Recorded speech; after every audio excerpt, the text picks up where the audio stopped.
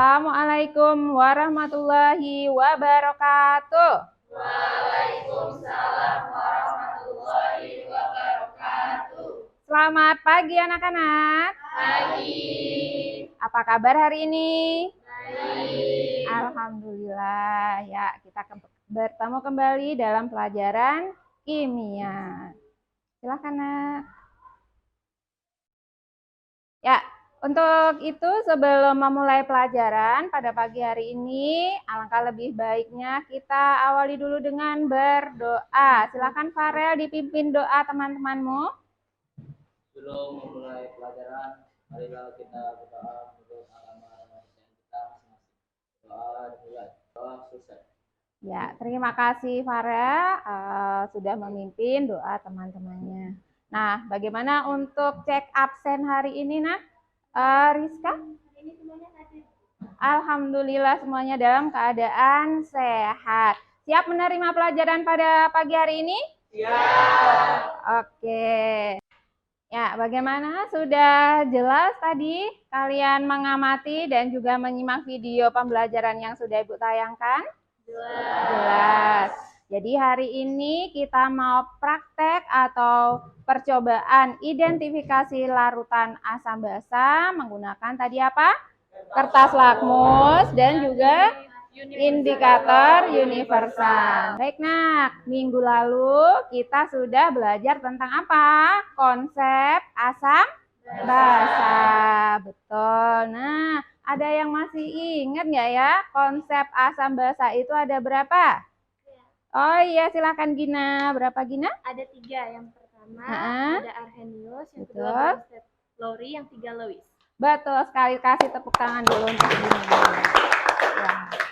Betul ya, jadi konsep asam basa yang sudah kita pelajari minggu lalu, yang pertama itu adalah konsep asam basa Arrhenius, kemudian konsep asam basa Bronsted Lowry, dan yang ketiga adalah konsep asam basa Lewis. Nah, untuk hari ini kita akan melanjutkan topik bahasan kita. Di sini Bu sudah sediakan beberapa alat percobaan.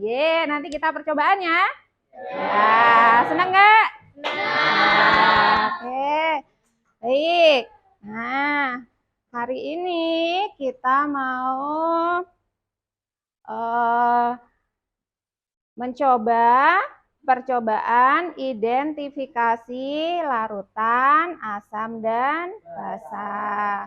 Yuk kita review dulu nih. Jadi dalam konsep asam basa Arrhenius, asam itu didefinisikan sebagai zat yang dalam larutannya menghasilkan ion H+ dan basa itu menghasilkan ion OH-. Nah, nanti dasar konsep tersebutlah yang akan kita praktekkan dalam percobaan pada pagi hari ini. Yo, sebelum kita lebih lanjut lagi, kita yel terlebih dahulu agar semangat kita tetap terpompa dan terpacu sampai akhir pelajaran. Silakan berdiri semuanya. Ya, Ibnu silakan dipandu teman-temannya untuk yel kita pada pagi hari ini. Mana matamu? Ini mataku, mata kiri mataku, mata kanan mataku, mata-mata. Wah. Ya, mudah-mudahan dengan ini mampu membangkitkan semangat kita belajar sampai nanti akhir pelajaran. Semangat ya. Oke, kita lanjutkan.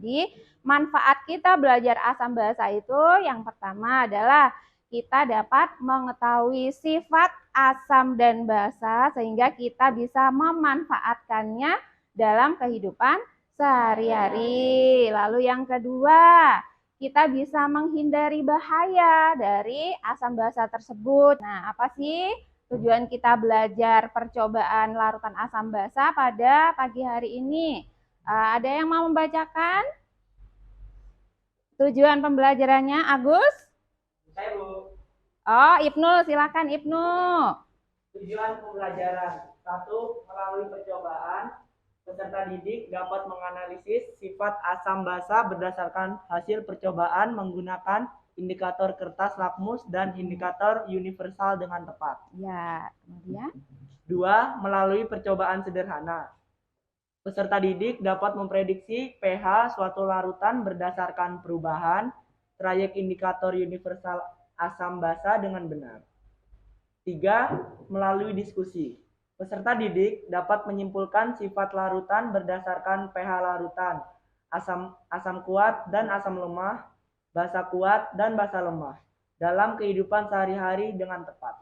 iya, betul sekali ya. Tujuan pembelajaran kita hari ini ada 3, yaitu peserta didik dapat menganalisis sifat asam basa, kemudian melalui percobaan sederhana bisa memprediksi pH larutan asam basa menggunakan indikator universal, kemudian yang terakhir adalah menyimpulkan sifat larutan tersebut menggunakan data pH tadi masuk pada kategori asam kuat, lemah, atau basa kuat dan basa lemah. Jadi seperti itu. Nanti masalah yang harus kita selesaikan itu tadi identifikasi larutan yang disediakan menggunakan kertas lakmus dan juga indikator universal. Kemudian yang kedua, karena tadi indikator universal itu nanti bisa dijadikan acuan untuk perhitungan pH atau analisa pH-nya. Jadi kalian nanti bagaimana caranya untuk memprediksi pH masing-masing larutan ini menggunakan apa? Indikator universal. Untuk kelompoknya sesuai yang Ibu bagi kemarin, jadi satu kelompok itu terdiri dari 4 orang maksimal, jadi silakan bergabung menurut kelompoknya masing-masing. Silakan mejanya dirapatkan. Sudah berkumpul dengan kelompoknya masing-masing? Sudah. Kelompok 1 mana? Kelompok 2 mana? Kelompok 3 mana? Kelompok 4 mana? Baik. Nah, ini nanti adalah LKPD yang akan Ibu bagikan. Nah, nanti untuk stick indikatornya, nih kalian masing-masing kelompok nanti mengambil 5-5. Jadi nanti urut dari kelompok 1, silakan mengambil alat dan bahannya. Nanti untuk mencocokkan pH-nya nanti urut ya dari kelompok 1 dulu, lalu nanti oper ke kelompok 2, kelompok 3, dan kelompok 4.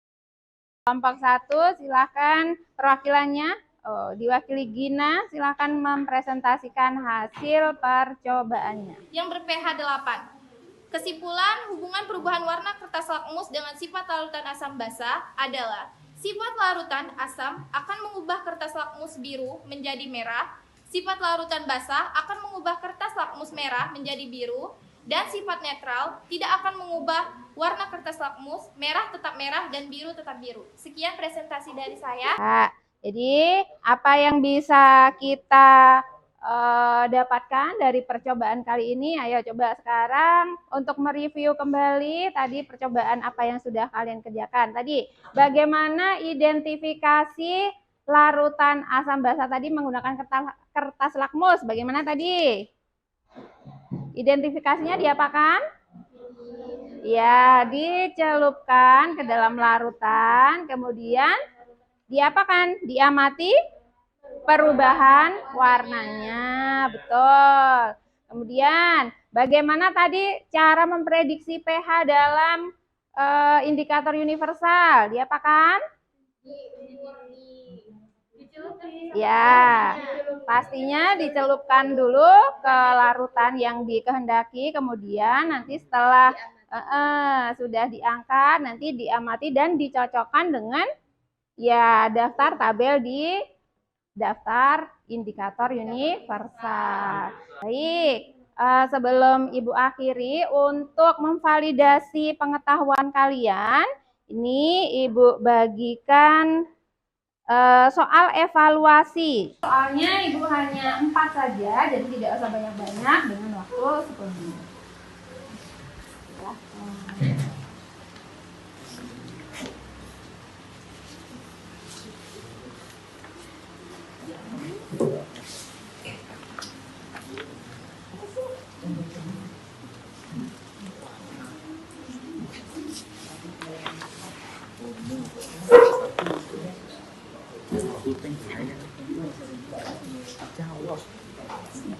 Baik anak-anak, hari ini kita sudah melaksanakan percobaan dengan baik, kemudian kalian sudah mempresentasikan dengan baik.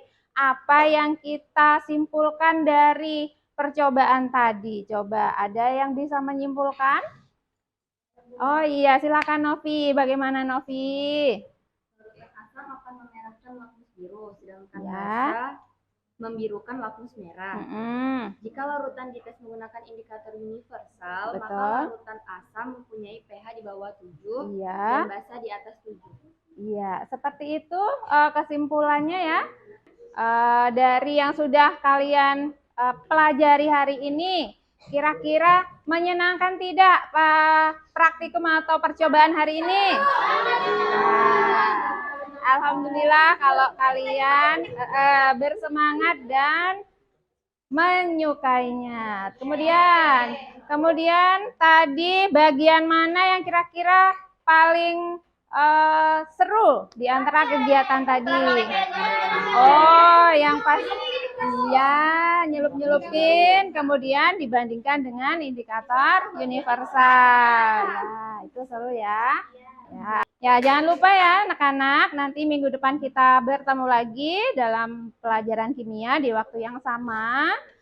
Kita lanjutkan lagi materi lanjutan yaitu pH, perhitungan pH menggunakan rumus. Nah, untuk itu Ibu beri tugas di rumah kalian untuk membaca literatur dari buku bisa, dari internet bisa, kemudian dari sumber manapun bisa, dari video pembelajaran juga bisa, bagaimana cara menentukan pH. Siap?